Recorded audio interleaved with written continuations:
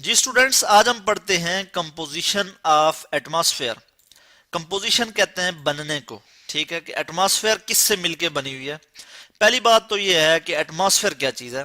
تو ایٹماسفیئر کو میں لکھتا ہوں کہ ایٹماسفیئر جو ہے یہ انویلپ ہے ڈفرینٹ گیسز کا۔ انویلپ کہتے ہیں لفافے کو، انویلپ آف ڈفرینٹ گیسز۔ لفافے میں جس طرح ایک خط موجود ہوتا ہے اور خط جو ہے لفافے کے اندر موجود ہوتا ہے، اسی طرح مختلف گیسز ہیں جو کہ ہماری زمین کو گھیرے ہوئے ہیں، زمین کے ارد گرد موجود ہیں، زمین کی سراؤنڈنگز میں موجود ہیں، ٹھیک ہے جی۔ یا میں آپ کو اس طرح سے بھی سمجھا سکتا ہوں کہ زمین کے گرد جو ہے ہوا کا ایک کمبل ہے، کمبل کی طرح، یعنی کمبل سے ہم موازنہ کر رہے ہیں کہ ہوا کا ایک کمبل موجود ہے جو کہ ہماری زمین کو گھیرے ہوئے ہے، زمین کو سراؤنڈ کیے ہوئے ہے، ٹھیک ہے جی۔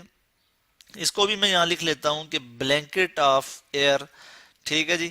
اور ایئر کا آپ کو پتا ہے کہ ایئر کس سے مل کے بنی ہوئی ہے جی۔ ایئر جو ہے وہ ڈفرینٹ گیسز سے مل کے بنی ہوئی ہے، ٹھیک ہے۔ بہت سی گیسز ہوتی ہیں ایئر میں، ان میں ہم دیکھتے ہیں کہ جیسے نائٹروجن ہے، آکسیجن ہے، اور یہ گیسز آپ کو نظر آ رہی ہیں، ارگان ہے، اور پھر یہ گیسز ہیں جن کو ہم ٹریس گیسز کہتے ہیں، یعنی یہ کم مقدار میں پائی